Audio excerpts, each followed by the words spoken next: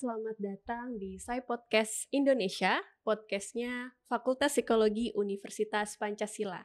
Nah, hari ini Sai Podcast akan dipandu bersama saya, Nimade Raikistianti atau biasa dipanggil dengan nama Kisti, dosen Fakultas Psikologi Universitas Pancasila. Nah, hari ini kita kedatangan tamu yang luar biasa yang akhirnya berhasil saya undang di acara Sai Podcast Indonesia, yaitu Mbak Farida Aini, MPSI Psikolog.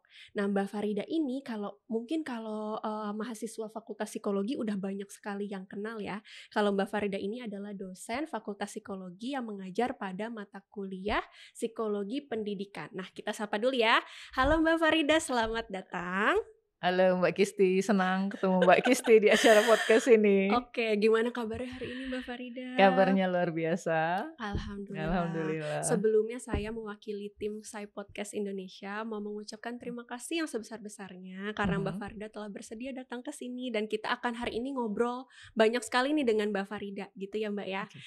Nah, sebagaimana kita ketahui, kalau Mbak Farida ini kan latar belakangnya adalah psikologi pendidikan. Nah, ini berhubungan banget sama hal yang mungkin banyak sekali lagi hangat diperbincangkan, khususnya oleh anak-anak SMA yang sudah lulus Mbak Farida. Tapi dia mau masuk ke jenjang kuliah atau bentar lagi jadi maba. Nah, kalau saya ngebayangin zaman dulu nih Mbak Farida, waktu saya mau jadi maba gitu ya, mau masuk, itu tuh rasanya deg-degan banget Mbak Farida. Karena nano-nano ya? Nano-nano, kayak tadinya tuh di SMA ada gurunya yang guru SMA kan biasanya yang ngajarin siswanya, beneran ngurusin. Nah, banyak banget tuh yang katanya mitos kalau nanti di kuliah tuh dosennya biasanya tidak memperhatikan itu. Jadi kita harus usaha sendiri, motivasi harus dari dalam biar kita tetap berprestasi. Terus nanti tugasnya tuh lebih banyak. Terus nanti seperti apa? Pokoknya banyak mitos-mitos kayak gitu.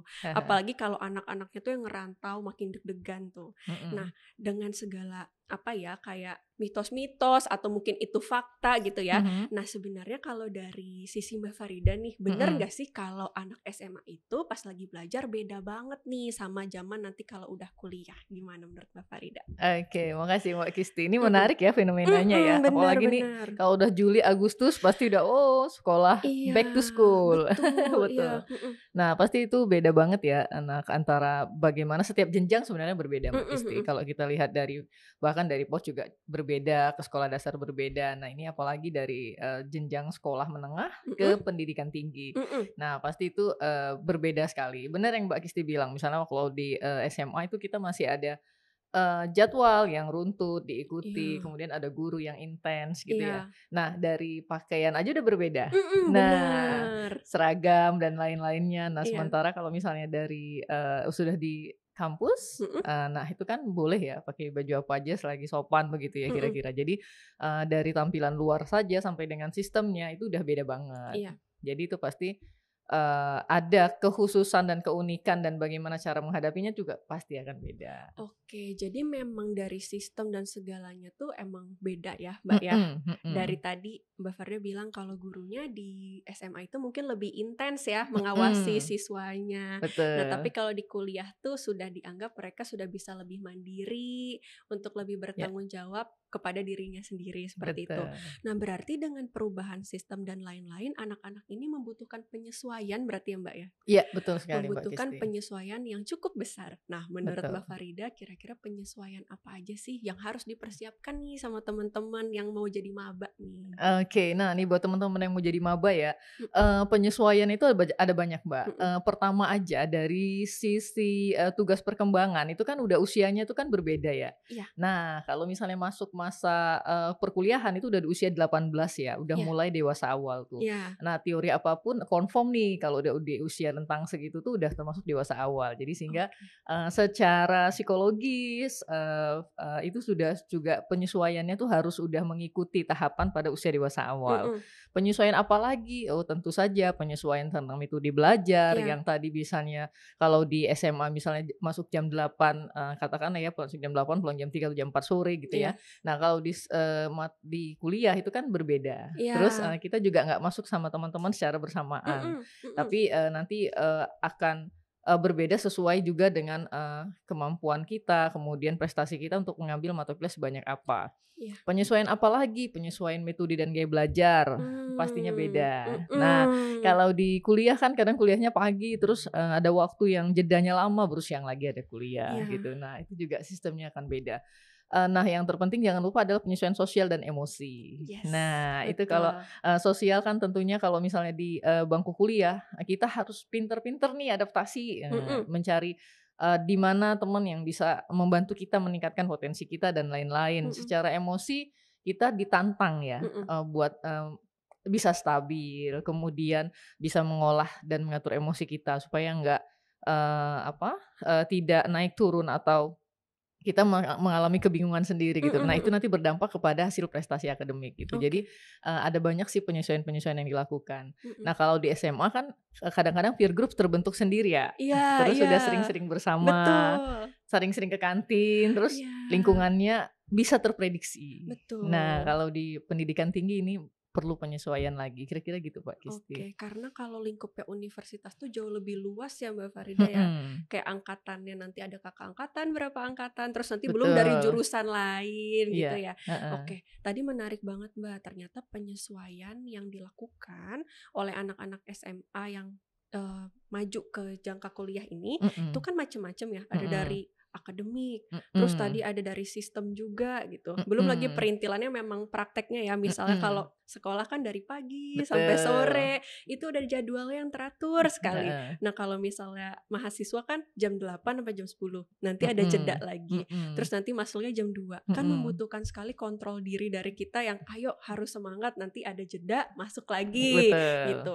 Nah, berarti di sana memang kita tahu kalau adaptasinya itu cukup besar ya, Mbak ya, iya betul dari Mbak Kisti, sosial, dari mhm. sistem dan akademik. Nah, menurut Mbak Farida ada nggak sih tips nih untuk mahasiswa yang baru Mhm. masuk nih untuk bisa beradaptasi dengan lebih mudah di dunia perkuliahan tuh harus kayak gimana sih? Oke oke Mbak Kisti ini pertanyaan menarik, tapi Mhm. kalau boleh mundur sedikit Mhm ya, mhm. teman-teman maba yang hari ini sudah memilih jurusan nih, Mhm mhm. pastikan bahwa itu udah confirm dengan dirimu. Ya, Nah, itu iya. kata kuncinya juga ya. Betul, Mhm. karena penyesuaian, banyak aspek berikutnya adalah terkait sama bahwa kita itu firm gitu ya dengan Mhm. jurusan ini, emang ini jurusan yang kita mau karena Iya. apa Mbak Kisti? Karena berkaitan sama nanti jenjang karir di masa Nah. depan gitu. Jadi Mhm. kalau kita sudah memilih jurusan ini pastikan, itu sudah sesuai dan itu kita minati Mhm. gitu. Bukan karena misalnya menuruti karena mungkin teman dekat saya masuk di situ, Iya. atau tunangan saya masuk di jurusan itu. Iya. Kata papa atau mama gitu dan Mhm. seterusnya. Nah, jadi pastikan itu dulu. Nah, itu Mhm. sangat penting sekali. Kemudian kalau sudah oke bahwa ya itu saya jurusan yang saya mau karena nanti udah tergambar karirnya mau jadi apa Yes yes. dengan memilih jurusan itu, maka tips berikutnya adalah mulailah mengatur, jadwal belajar dan regulasi diri belajar Iya. gitu Mbak Kisti. Ini Mhm. tipsnya. Karena apa? Sangat dituntut untuk bisa mandiri ya, Iya. menentukan jadwal sendiri. Mhm. Misalnya tadi Mbak Kisti contohin kalau ada kuliah dari jam 8 ke jam 10, masuk lagi jam 2 siang. Nah, Iya. dari jam 10 ke jam 2 tuh ngapain aja tuh? Iya. Nah, pasti, itu butuh sebuah, regulasi diri untuk belajar, untuk ngelihat, "Oh iya jadwalnya kalau begini akan saya manfaatkan buat Mhm. tugas kah, Mhm. diskusi kah, atau saya mau melakukan apa?" Gitu. Mhm. Jadi, itu yang paling, penting kedua menurut saya setelah pemilihan jurusan adalah bagaimana regulasi diri mengatur jadwal. Nah, yang ketiga, kita harus punya konsistensi untuk jalaninnya. Iya. Itu jauh lebih penting juga ya, karena Mhm tadi mhm. pengelolaannya terkait sama bagaimana kita bisa mengontrol diri kita, emosi kita, pikiran kita, dan lain-lain sehingga, pada saat, diajak misalnya, "Yuk nonton yuk," gitu. Nah, sementara pilihannya ada Nah, tugas iya. yang deadline-nya besok Mhm, misalnya, iya. maka, gitu Godaan ya, Mbak, itu, iya godaan itu heeh. harus berani bilang, no gitu ya, Mhm. harus tahu prioritasnya. Jadi harus ngatur nih mana yang penting, mana yang enggak, Mhm. mana yang mendesak dan seterusnya. Mhm. Kira-kira itu Mbak Kisti. Oke, jadi ini tipsnya sebenarnya udah banyak banget nih dari Mbak Farida ya. Mhm, Kalau tadi yang paling menarik adalah Mbak Farida ngingetin, kalau mhm, mau masuk ke kuliahan itu harus udah firm dulu gitu ya mhm, Mbak ya. mhm, Harus udah firm sama apa? Sama jurusan yang kita pilih. mhm, Karena nantinya itu akan sangat berhubungan dengan dengan kita nanti pas lagi kuliah itu yang dikejarnya jadi jelas gitu ya Mbak ya. Betul. Apa yang mau dipelajari dan lain-lain. Dan mungkin di samping itu adalah karena kita tidak bisa memungkiri kalau lagi kuliah atau apapun kegiatan, ada aja turun naiknya ya Mbak ya. Ya, betul. Ada aja turun naiknya, ngerasa kok motivasinya lagi turun sih, atau kadang-kadang aduh kok lagi semangat banget nih, enak banget nih ngerjain tugas. Nah, pada saat kita lagi kurang semangat, kalau udah firm banget sama apa yang kita pingin, untuk naiknya lagi, semangat lagi itu lebih mudah gitu ya Mbak ya. Iya, betul. Karena kita tahu memang ini tuh keinginan kita, bukan karena dipaksa oleh orang lain dan lain-lain. Betul Tadi sekali. Menarik banget Mbak Farida bilang jangan karena ikutan teman dekat, jangan karena dipaksa orang tua dan lain-lain. Mungkin banyak juga berarti yang seperti itu ya Mbak ya? Iya, banyak sekali Mbak. Saya menemui di lapangan kasus-kasus yang bagaimana salah jurusan ya. Jadi sayang sekali misalnya bahkan saya menemui yang sudah sampai semester 5. Oh, oke. Semester 5 konseling, kemudian saya nggak tahu mau jadi apa gitu. Ini studi kasus aja ya Mbak. Jadi pembelajaran, lesson learn. Itu ditemui gitu. Itu ada. Ya berarti itu memang sebuah fenomena yang ada terjadi. Jadi bagaimana sudah semester 5. Saya nggak tahu mau apa. Udah semester 5 loh gitu. Dengan jurusan ini saya mau kemana. Nah itu kan sayang sekali. Sudah 2,5 tahun menghabiskan waktu di pendidikan tinggi tapi nggak tahu goal settingnya itu mau jadi apa atau pilihan karirnya.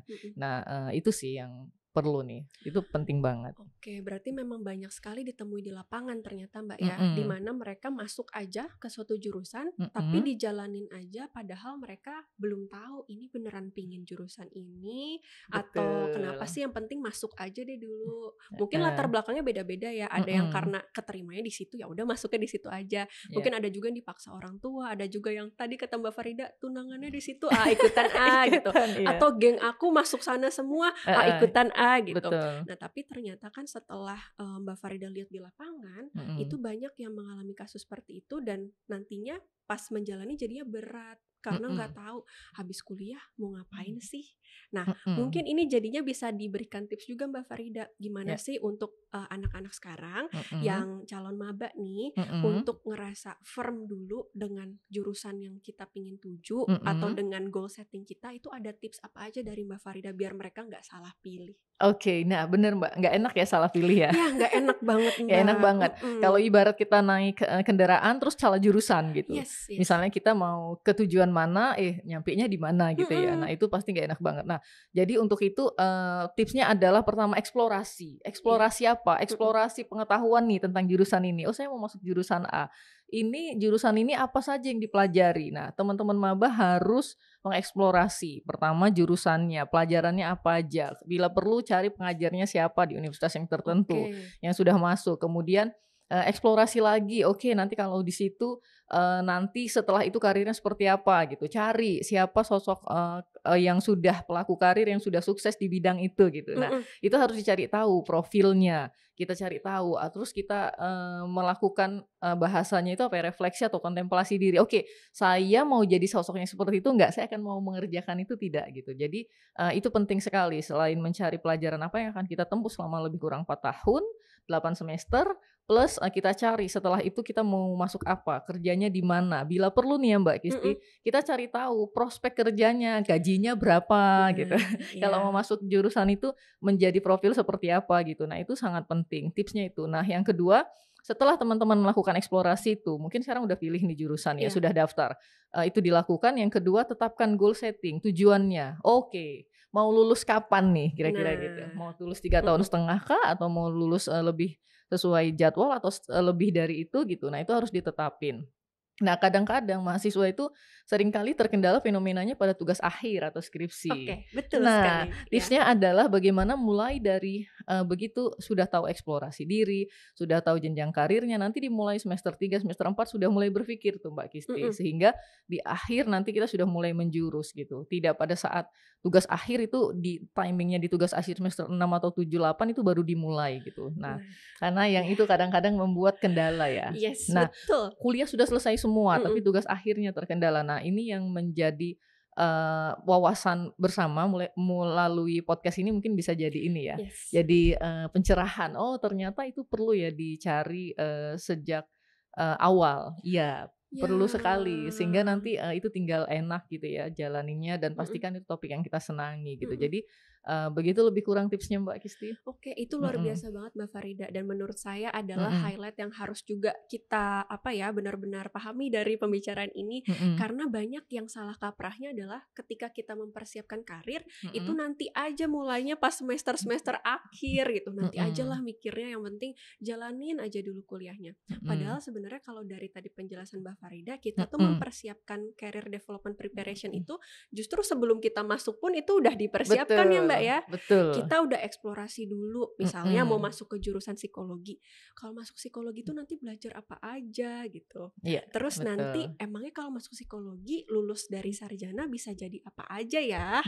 Terus nanti kalau mau jadi psikolog harus lanjut kuliah atau bisa langsung, itu kan harus kita pahami dulu ya Mbak ya. Betul. Gitu sedikit demi sedikit. Nah malah tadi kata Mbak Farida, kita bisa cari tahu juga gajinya nanti kira-kira berapa dengan profesi-profesi yang kita pingin itu gitu. Supaya apa? Supaya nggak kaget, nggak masuk tiba-tiba masuk, pas udah masuk loh kok kayak gini ya, nggak sesuai ekspektasi, biar nggak kayak gitu ya. Betul. Oke, jadi biar kita teguh dulu sama apa yang kita pingin capai, kita baru masuk. Jadi nanti di sana belajarnya semangat ya Mbak ya. Karena udah tahu, oh nanti saya bisa belajar tentang perilaku, saya bisa belajar tentang menangani orang-orang yang misalnya lagi mengalami kesedihan mendalam, saya tahu caranya. Kalau udah ada motivasinya kan lebih enak gitu ya Mbak ya. Iya, betul sekali Mbak Kisti. Seperti itu tips yang sangat luar biasa Mbak Farida. Nah mungkin tadi kan udah ada tips nih gimana caranya kita mempersiapkan masuk kuliah dengan baik, terus gimana cara kita biar nggak nyesel dan lain-lain. Nah mungkin kita sekarang bisa berangkat. Nah kalau udah masuk ke perkuliahan nih Mbak Farida, gimana caranya kita bisa memaksimalkan waktu kita di perkuliahan? Karena sebagaimana kita tahu, perkuliahan itu sebenarnya nggak kalah dengan SMA ya, indah juga kok, banyak juga yang banyak kita bisa explore dan lain-lain. Selain akademik, nah mungkin ada juga yang bisa dieksplor dan jauh lebih banyak daripada pas SMA. Betul. Menurut Mbak Farida, gimana nih caranya kita bisa memaksimalkan waktu kita selama di masa perkuliahan ini? Oke, nah ini seru nih ya Mbak. Dulu tuh ada istilah 3D ya. Duduk, datang, diam, pulang gitu ya. Nah jangan jadi mahasiswa seperti itu, karena itu nyesel banget. Jadi kita kan udah perkuliahan sudah mengeluarkan effort ya, waktu, kemudian tenaga kita, pikiran kita, belum lagi dana. Jadi jangan hanya jadi mahasiswa 3D plus 1P. Duduk, datang, duduk, diam, datang, duduk, diam, pulang. Nah itu rugi banget. Jadi di pendidikan tinggi tentunya itu banyak sekali kan kegiatan ekstrakurikuler. Jadi kalau bisa nih teman-teman maba maksimalkan, jangan hanya mengembangkan aspek kognitif. Ingat ya, kalau akademik itu hanya satu aspek. Nah, kita harus kembangin tuh aspek sosial kita, kemandirian kita, aspek yang lain-lain gitu ya. Karena apa? Itu penting sekali. Manfaatkan semua ekskul yang mungkin bisa diikuti sesuai minat kita, diikuti gitu. Kalau bisa kita juga berprestasi di situ. Nah, karena apa? Begitu kita keluar dari bangku kuliah, teman kita jadi banyak. Network kita jadi bertambah gitu. Nah, banyak orang yang kemudian mendapatkan pekerjaan atau karir di masa depannya itu adalah karena efek dari bagaimana aktif di organisasi. Nah, itu tadi saya lihat ya di website ada beasiswa buat ketua organisasi ya Mbak. Di Universitas Pancasila. Nah, mungkin nanti Mbak Kisti bisa jelasin lebih lanjut. Tapi buat saya berpikir kenapa kemudian universitas memprioritaskan satu slot, katakanlah seperti itu ya, buat aktivis organisasi yang dia meluangkan waktu tapi dia juga mengembangkan kemampuan yang lainnya, soft skill-nya diasah. Jadi jangan mau hanya mendapatkan pelajaran saja, tapi di luar dari itu explore lah gitu. Jadi ikuti banyak ekskul, kemudian jalin networking, karena itu nanti pasti efeknya ke jenjang karir Mbak Kisti.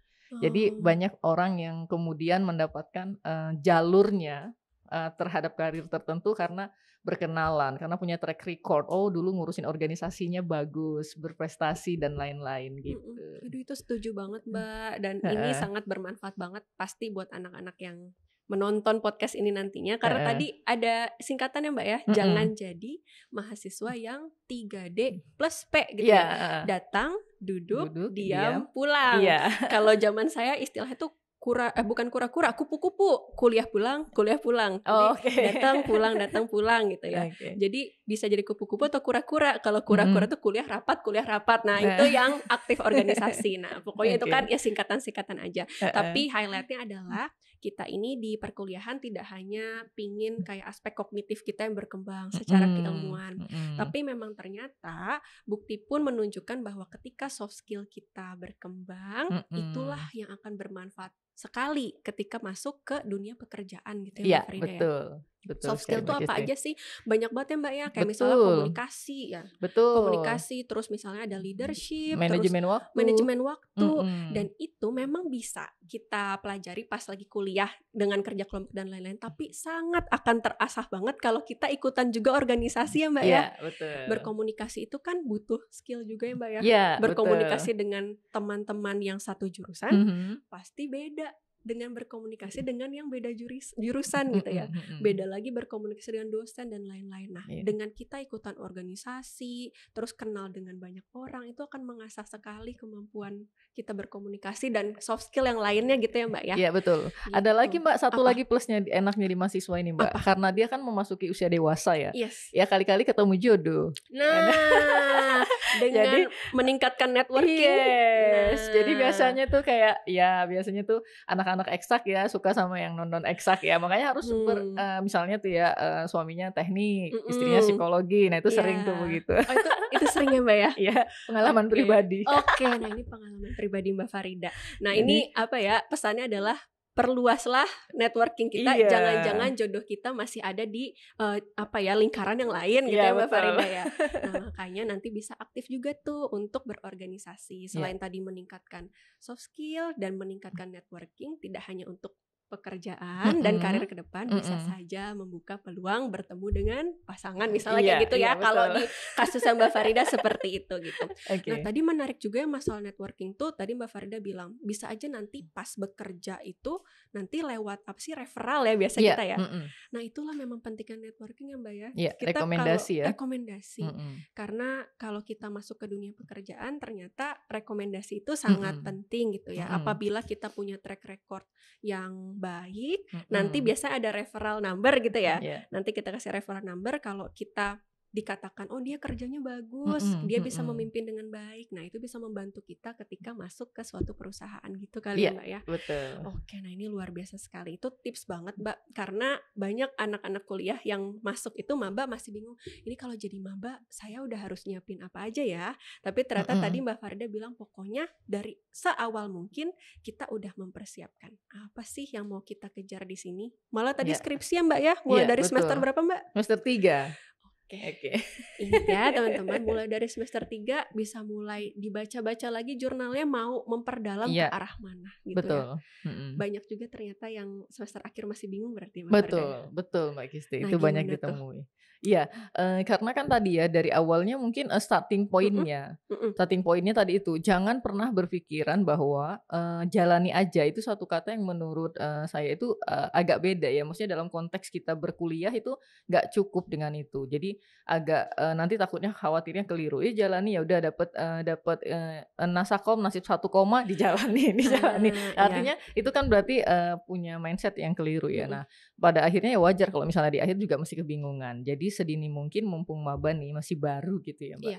Nah itu dimanfaatkan tuh masa itu untuk supaya nanti di akhir nggak kebingungan lagi. Oke, jadi jangan jalanin aja, justru kita harus punya target yang jelas gitu ya. Betul. Karena kalau nggak punya target kita bingung juga apa yang mau dikejar berarti. Iya, betul. Oke, nah Mbak Farida berarti udah sering banget ya menghadapi anak-anak yang mungkin mengalami nasib seperti itu. Makanya sekarang dipesankan berkali-kali jangan jalanin aja, jangan pasrah aja, kita harus benar-benar tahu tujuan kita ke depannya tuh apa sih gitu. Iya, betul sekali Mbak. Oke, nah buat Mbak Farida nih, tadi kan Mbak Farida juga memesankan kepada anak-anak yang maba jangan fokus ke akademik aja, harus aktif juga nih. Berarti dengan mereka itu fokus juga di yang non akademik kayak organisasi dan lain-lain, mereka pasti harus punya manajemen waktu yang baik. Iya, betul Mbak Kisti. Bisa juga nih dipesenin ke maba-maba atau mahasiswa keseluruhan, apa sih tipsnya untuk bisa manage waktu yang baik? Karena dulu pengalaman juga saya waktu awal-awal tuh masuk kuliahan seneng banget Mbak, karena kegiatannya banyak banget kan di kampus, pingin ikut aja, nanti tiba-tiba oh ya sibuk banget nih, untuk manage waktunya agak-agak challenging. Nah menurut Mbak Farida apa sih tips tambahan untuk mereka agar manage waktunya itu bisa lebih baik? Oke. Nah, kita bisa gunain ini ya, Mbak, kuadran, waktu ya. Jadi Mhm. misalnya kita harus milih nih, Iya. tugas yang mana prioritas dan mendesak kayak Mhm. gitu. Kemudian, penting ya kita membuat prioritas, kegiatan yang mana penting dan mendesak, penting dan tidak mendesak begitu. Mhm. Bisa jadi itu mendesak tapi nggak penting dan bahkan ada yang tidak penting dan tidak mendesak. Nah, Oke. challenge-nya adalah mungkin gini ya, Mbak, kalau zaman, sekarang ini yang paling terbesar adalah godaan, di tangan sendiri ya. Kayak kita bisa, akses medsos. Jadi sambil Iya. ngerjain tugas kemudian tuh ngelihat medsos tertarik malah waktu kita habis di situ. Nah, makanya Betul. di awal tips tambahannya adalah pastikan kalau kamu adalah tipe orang yang bisa mengontrol diri dengan baik, kamu Mhm. yakin bahwa dimanapun ada gadget dan segala macam nggak akan mengganggu kamu, go on.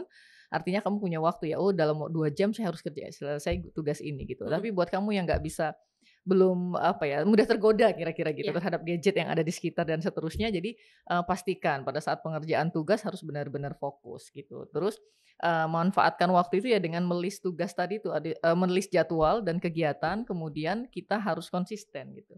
Iya. Berani katakan tidak untuk suatu ajakan yang kita anggap bahwa itu bisa nanti, dan Iya. itu belum tentu penting gitu. Jadi kita harus buat prioritas itu. Jadi, kontrol diri itu challenge banget ya, Mbak.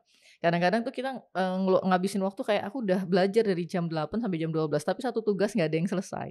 Karena Mhm. ternyata belajarnya cuma 1 jam atau slot untuk waktu tugas hanya 1 jam. Iya. 3 jam buat kepo-kepoin, stalking, Mhm. nonton dan seterusnya gitu. Nah, itu yang challenge banget sih ya, Mhm. buat maba-maba sekarang ya. Jadi apalagi kemarin sudah pandemi mungkin udah terbiasa dengan gadget dan, apa ya, media, medsos online dan sebagainya itu yang harus bisa pastikan itu bisa diatur dengan baik. Oke, Mbak Farida. Jadi Mhm, tadi time management kuncinya adalah kalau banyak banget yang pingin dikerjain nih, mhm, kita harus bisa melihat prioritasnya mana nih yang paling penting.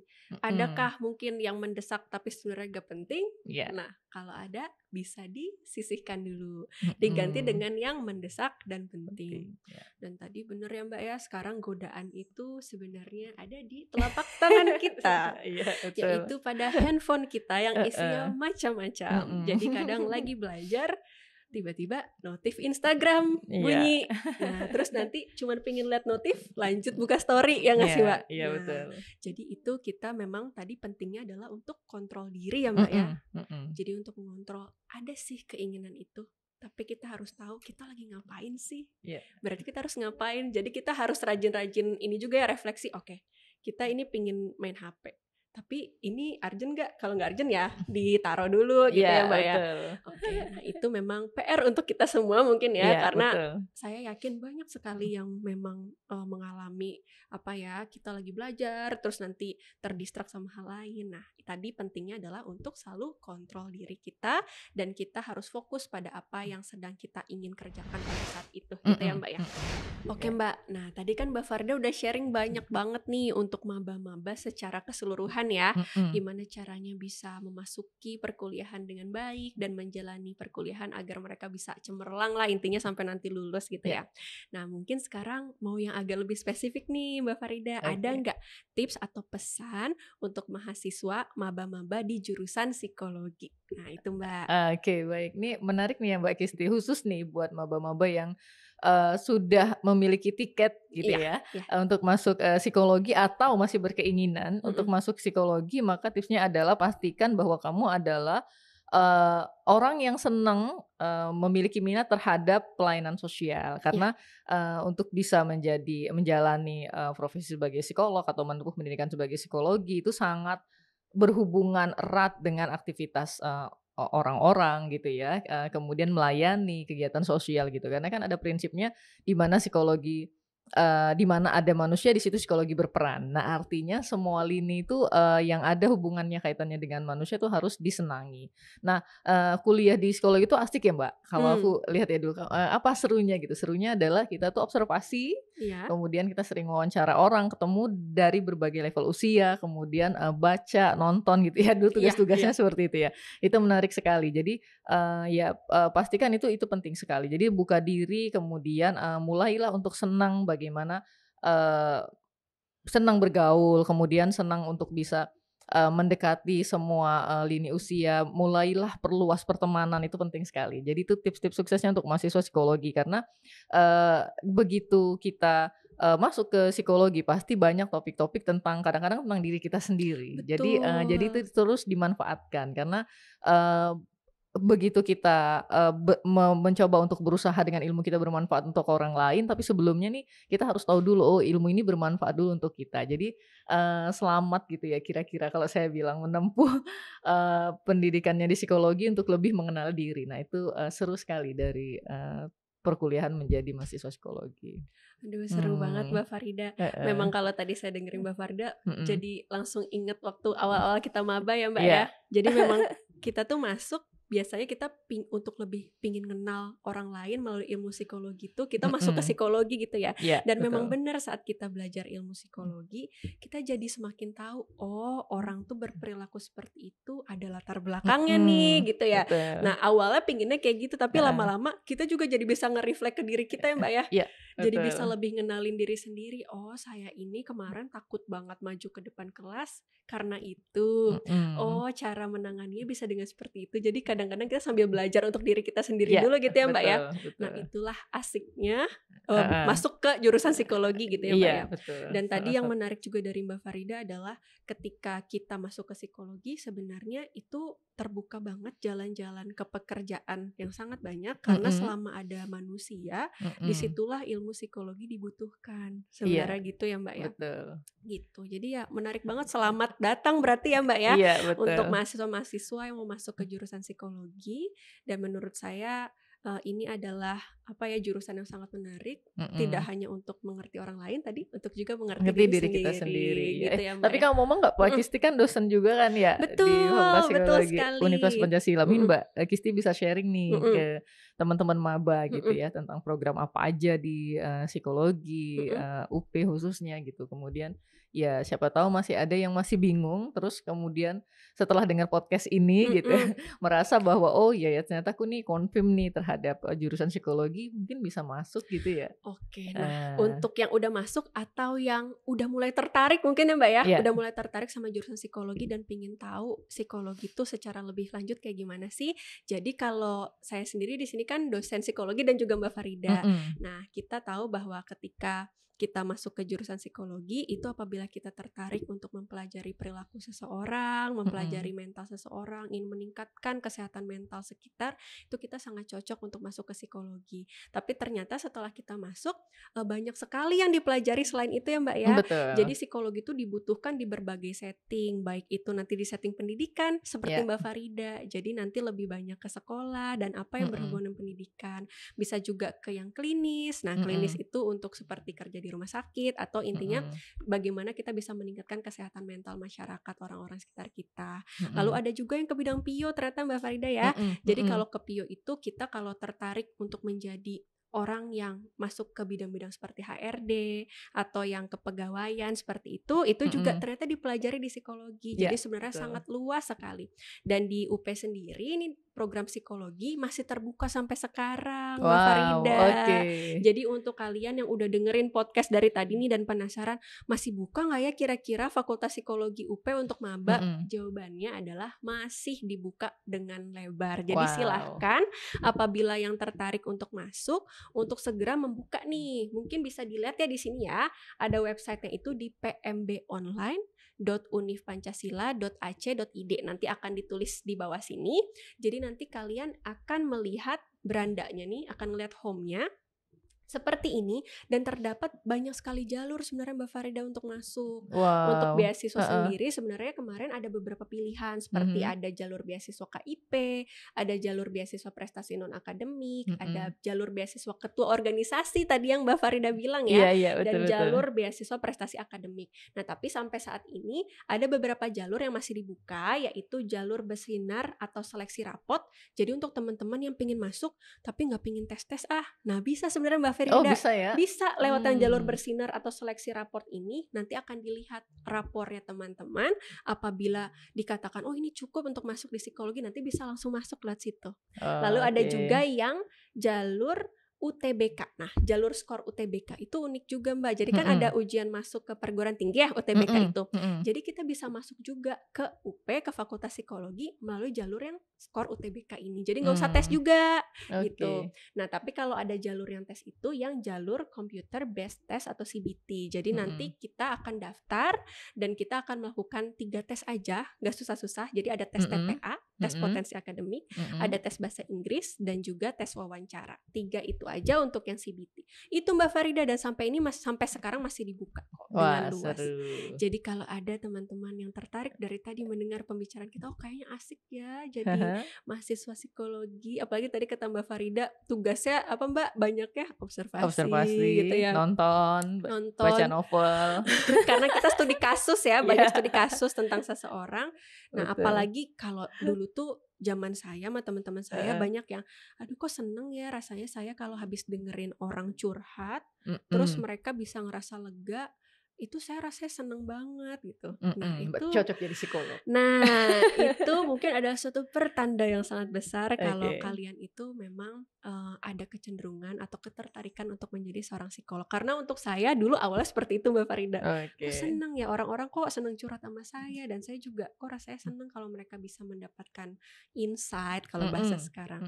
Terus mereka merasa lebih lega, lebih baik, kok seneng ya. Nah akhirnya masuklah ke jurusan psikologi. Dan tadinya mau mengerti orang, jadinya malah lebih mengerti diri sendiri. Nah itulah asiknya. Jadi kadang lagi baca buku kuliah tuh kayak ngebaca ini saya ya gitu ya. Loh kok ini saya tuh kemarin kayak gini karena ini nih kayaknya sambil ini ya kayak menelaah diri sendiri juga. Mbak Farida juga dulu gitu ya? Iya betul. Oke, seperti itu, makanya menariknya masuk ke jurusan psikologi. Nah itu kira-kira informasi dari saya. Nah ini pokoknya jalur-jalurnya masih dibuka sampai sekarang, dan nanti rencananya kita juga akan ada kegiatan open house nih sebenarnya Mbak Farida. Wow seru. Iya, kegiatan open house untuk apa? Supaya nanti maba-maba atau anak siswa SMA yang tertarik ke jurusan psikologi bisa langsung main nih untuk melihat lingkungan di Fakultas Psikologi UP itu seperti apa. Terus nanti kita ada trial class juga. Kalau ada yang pingin tahu kalau psikologi itu apa aja sih, terus gimana sih pelajarannya, ada 2 dosen kita yang akan ada di sana untuk memandu trial class kita, mini trial class, supaya anak-anak SMA yang masih bingung mau jadi apa tapi udah tertarik ke psikologi mungkin bisa semakin yakin ketika masuk ke trial class tersebut. Seperti itu Mbak Farida. Gitu informasinya. Seru. Nah, kalau tadi kita udah ngobrol-ngobrol, sebenarnya kita udah dapat banyak banget ya Mbak Farida ya. Dan insya Allah menurut saya ini akan sangat bermanfaat untuk teman-teman yang maba atau yang masih galau sebenarnya Mbak Farida. Mau masuk jurusan apa? Tadi Mbak Farida udah ngasih banyak sekali tips, baik itu gimana caranya masuk dan beradaptasi dengan baik, gimana manajemen waktu dengan baik, dan lain-lain. Nah, semoga podcast ini pokoknya memberikan manfaat gitu ya untuk semuanya. Amin. Tidak hanya untuk yang maba-maba, tapi mungkin tadi ada juga pesan buat yang udah mahasiswa biar skripsinya nanti ujungnya lancar. Jangan dipersiapkan mepet-mepet, tapi dari jauh-jauh juga. Seperti itu. Nah, Nah, selain tadi yang udah kita bicarakan tentang Fakultas Psikologi UP, nah, saya juga ingin menginformasikan nih bahwa ada hal yang membedakan psikologi Universitas Pancasila dan Fakultas Psikologi yang lainnya, yaitu kita punya kekhasan dalam bidang psikologi bisnis. Nah, apakah itu? Yaitu bagaimana psikologi dan bisnis itu nanti bisa berjalan berdampingan, gimana psikologi bisa bermanfaat untuk dunia bisnis, dan gimana caranya untuk membisniskan ilmu psikologi. Nah, itu pasti sangat bermanfaat sekali bagi teman-teman. Jadi tidak hanya dari sisi psikologisnya juga, tapi dari entrepreneurship di Fakultas Psikologi UP ini akan sangat terasa sekali. Seperti itu teman-teman. Kalau dari pembicaraan ini saya rasa udah banyak banget yang kita bicarakan, dan saya rasa podcast ini seru banget Mbak. Terima kasih banyak sekali lagi Mbak Kisti untuk kehadiran di podcast ini, dan semoga Mbak Farida tidak kapok untuk diundang ke podcast ini. Oh enggak dong. Gitu. Jadi nanti kita bisa ngobrolin isu-isu lain atau topik-topik lain yang berhubungan dengan psikologi, khususnya psikologi pendidikan. Nah, akhir kata. Terima kasih banyak sekali lagi baik kepada Mbak Farida dan juga tim yang sudah ada di sini, tim Saya Podcast Indonesia dan para hadirin yang sudah menyaksikan, dan stay tune terus di YouTube channel Fakultas Psikologi Universitas Pancasila karena kita akan secara rutin untuk terus mempost video-video baru dari Saya Podcast Indonesia.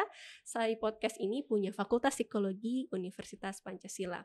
Baik, akhir kata terima kasih. Mohon maaf apabila ada salah-salah perkataan. Demikian dari saya Nima Derekistianti. Wassalamualaikum warahmatullahi wabarakatuh.